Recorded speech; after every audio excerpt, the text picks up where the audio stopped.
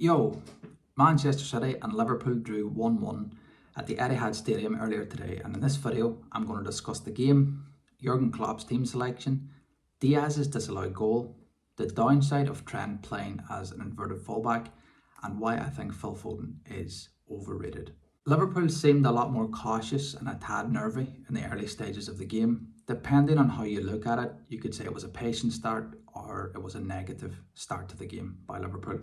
Liverpool took their time over throw-ins and set pieces, and there was some sloppy passing in the early stages from Alisson in particular, but Virgil van Dijk, Trent Alexander-Arnold, Curtis Jones and Darwin Núñez were all giving the ball away cheaply in the opening exchanges. When Liverpool did manage to progress the ball into the final third, players wanted too many touches on the ball. So Curtis Jones and Darwin Núñez in particular were guilty of this in the first half. This leads me into the first major talking point from a Liverpool perspective, which is Jürgen Klopp's team selection. In the seduction of hindsight, it's very easy to say that Curtis Jones shouldn't have started, that Endo should have played in the City midfield position, or that Luis Diaz should have started instead of Diogo Jota. But personally, I didn't have any real problems with the team selection. Curtis Jones has had a good season and he knows the position really well.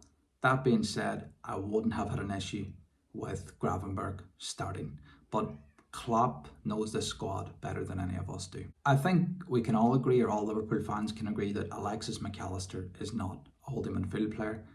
And I do think if we don't challenge for the league title this season, it will be because we do not have a specialist in that position.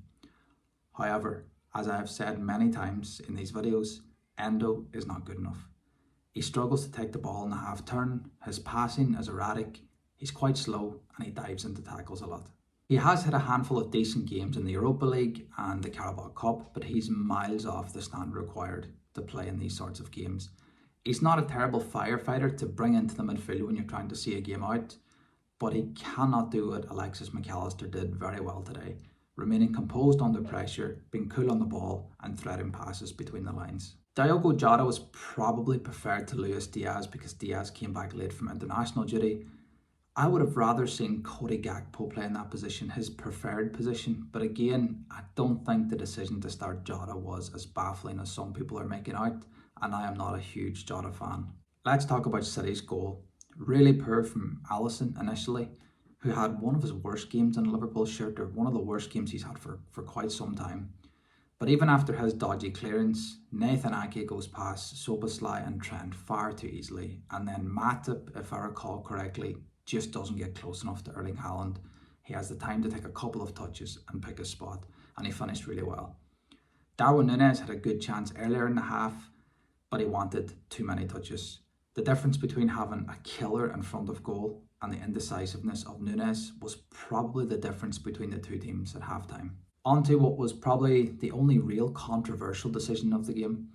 In the second half, when it was 1-0 to City, Akanji, I think it was deemed to have fouled Alisson, who spilled the ball for Ruben Diaz to score. For me, that's not a foul. Alisson should comfortably catch that ball, and not all contact on a goalkeeper is a foul. Liverpool definitely got away with one there.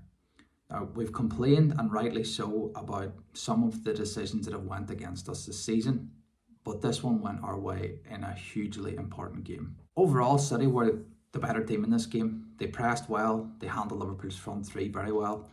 They weren't at the brilliant best, but Liverpool weren't exactly at it today either. This can happen a few days after an international break, and especially when it's an early kickoff. On some of the individual performances, Bernardo Silva was just brilliant.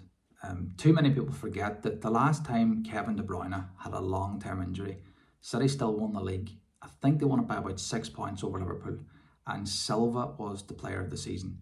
He's such an important player for this team, especially in the absence of Kevin De Bruyne.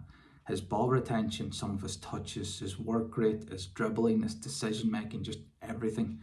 Look how intelligently he overlapped Doku today, drawing Trent towards him, allowing Doku to drive inside and run at Joel Matip. Bernardo Silva is a magician.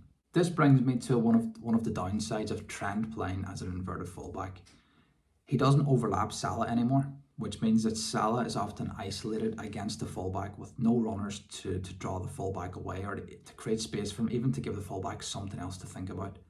That, combined with the absence of Bobby Firmino's clever diagonal runs to facilitate Salah, it leaves Salah in a position where he has to be two players at times just to get a shot away when he picks up the ball too far on the outside or close to the touchline. Trent was outstanding today. He didn't pocket Doku, but he did well defensively. His passing with both feet is ridiculous. He deserved a goal today, which he took extremely well. I thought the entire Liverpool back four did really well today, but he was the pick of the bunch. Foden, who I've always thought was a bit overrated, didn't have a great showing today.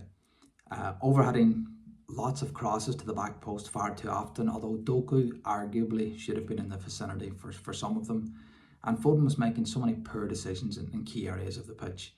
He's a super footballer, but he decorates games with some lovely touches and mazy runs, but I really don't see this generational player that others see. I think he is better centrally, and we have seen some super world-class performances even from him in the past. But in terms of consistency and consistency of output, I think he's a bit underwhelming. Anyway, those are my initial thoughts on the game. Please let me know what you think in the comments section. What do you agree with? What do you disagree with? And why? Please give this video a like and hit subscribe for more football related content. Cheers.